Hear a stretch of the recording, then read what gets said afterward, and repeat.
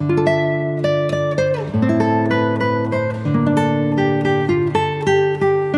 Guys, welcome back to my channel. So guys, आज मैं आपके लिए लेके आया हूँ a little thing called first love के एपिसोड 6 के एक्सप्लेनेशन। अगर आपने इससे पहले के एपिसोड नहीं देखे तो आप उन्हें हमारे चैनल पे जाके देख सकते हो, और साथ ही में मैं उन वीडियो के लिंक नीचे डिस्क्रिप्शन में भी दे दूंगा, तो आप उन्हें भी चेकआउट कर सकते हैं। और मैं आपको रैंडम सीन हटाकर मेन स्टोरी के हिसाब से एक्सप्लेन करूंगा।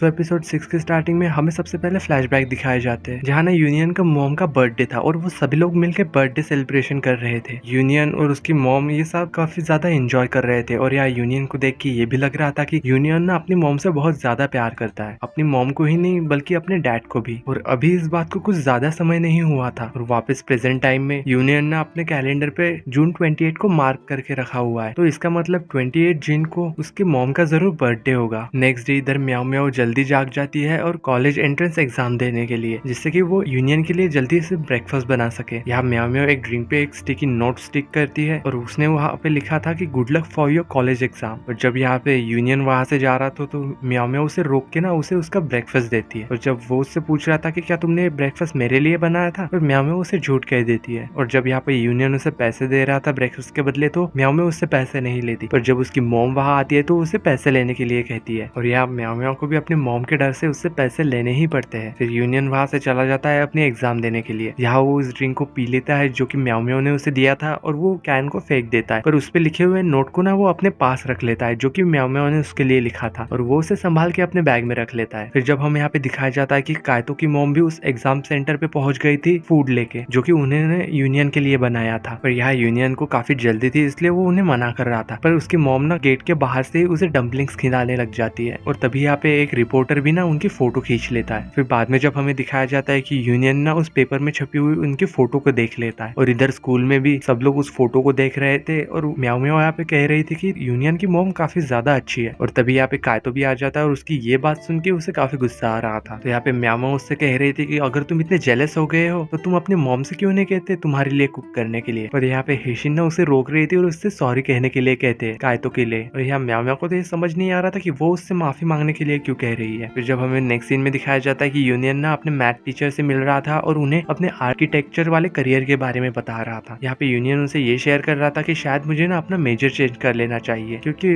मेरे डैड ना इसके अपोजिट है। पर यहाँ उसके टीचर उसे एनकरेज कर रहे थे कि तुम वही करो जो कि तुम करना चाहते हो। स्कूल के बाद जब म्याओ म्याओ रेडी हो जाती है और वो वहाँ जाके यूनियन से मिलती है। म्याओ म्याओ उसे देख के काफी ज्यादा खुश हो रही थी। म्याओ म्याओ सोच रहे थे कि अब वो यूनियन को बहुत टाइम तक नहीं देख पाएगी एग्जाम के बाद, क्योंकि फिर ना वो कॉलेज के लिए चला जाएगा। तो यहाँ पे यूनियन उससे कह रहा था कि मैं स्टूडियो में ना अपनी पेंटिंग को फिनिश करने के लिए आया हूँ, और मैं यहाँ तब तक रहूंगा जब तक मेरी ये पेंटिंग कंप्लीट नहीं हो जाती। म्याओ म्याओ उससे पूछ रही थी कि ये पेंटिंग कब तक कंप्लीट हो जाएगी। यूनियन यहाँ कह रहा था कि 28 जून तक, और फिर वो अचानक से उसके बाद सैड हो जाता है। म्याओ म्याओ यहाँ पे देखती है कि शायद यूनियन ने 28 जून इसलिए चुना क्योंकि शायद उस दिन उसके एग्जाम का रिजल्ट आएगा, ऐसा उसे लग रहा था। पर यहाँ पे यूनियन ने ऐसे सैड होकर उसे एक स्माइल देता है। फिर हमें थोड़ा टाइम स्किप करने के बाद फिर से स्टूडियो में दिखाया जाता है जब यूनियन का रिजल्ट आ गया था। तो यहाँ पे मिस्टर लियांग ना यानी कि उसके फादर काफी ज्यादा खुश हो रहे थे, क्योंकि यूनियन ना पूरे सिटी में फर्स्ट प्लेस पे आया था। पर यूनियन इस बात से ज्यादा खुश नहीं लग रहा था, शायद इसलिए क्योंकि उसके डैड उसकी मॉम का बर्थडे भूल गए। यहाँ पे उसके मॉम और डैड उससे पूछ रहे थे कि तुम अपना बर्थडे कैसे सेलिब्रेट करना चाहते हो। पर यूनियन उनसे कह रहा था कि मैं सेलिब्रेट नहीं करना चाहता। फिर जब उसके फादर को उनके टीचर का कॉल आता है और उन्हें यहाँ पे पता चलता है कि यूनियन ने असल में कॉलेज में आर्किटेक्चर मेजर लिया है हाइचिंग यूनिवर्सिटी में। और इस बात पे यूनियन के डैड को काफी ज्यादा गुस्सा आ रहा था, और वो उससे ना मेजर चेंज करने के लिए कह रहे थे। पर यूनियन उससे मना कर देता है, इसलिए ना यूनियन के डैड को और भी ज्यादा गुस्सा आ जाता है। और इस वजह से यूनियन जो पेंटिंग बना रहा था एक बिल्डिंग की, उसके डैड उसे फाड़ के फेंक देते हैं। यहाँ पे मिसेस लियांग यूनियन के डैड को काफी समझाने की कोशिश कर रही थी, और उससे कह रहे थे कि तुम्हें ना यूनियन के चॉइस की रिस्पेक्ट करनी चाहिए। और यहाँ पे यूनियन के डैड उसके वाइफ से कहते हैं कि वो हाइचिंग यूनिवर्सिटी में आर्किटेक्चर मेजर इसलिए लेना चाहता है क्योंकि उसकी मॉम ने भी ना आर्किटेक्चर की पढ़ाई वहीं से की थी। यहाँ यूनियन उसके डैड से पूछ रहा था कि क्या आपको अभी भी मेरी मॉम याद है। ये सब कह के अपने वो नीचे गिरी हुई ड्राइंग उठाता है और वो वहां से चला जाता है बिना कुछ कहे। और यहाँ पे इन लोगों का सारा झगड़ा ना सभी स्टूडेंट के सामने हुआ था, और म्याओ म्याओ ने भी ये सब देख लिया था। फिर जब इसके बाद उसके डैड उसके कमरे में जाते हैं तो वो देखते हैं कि यूनियन ने उसके कैलेंडर पे 28 जून को एक सर्कल किया हुआ है। और तभी यहाँ पे उन्हें रियलाइज होता है कि इस दिन तो यूनियन के मॉम का बर्थडे है, और वो इस बर्थडे को भूल गए। और फिर इधर हमें यूनियन को दिखाया जाता है जो कि काफी अपसेट लग रहा था। लाइट लाइट हाउस में और वो अपनी फटी हुई ड्राइंग को देख रहा था। तभी यहाँ पे म्याओ म्याओ भी वहाँ आ जाती है। तो फिर यहाँ पे ना यूनियन ना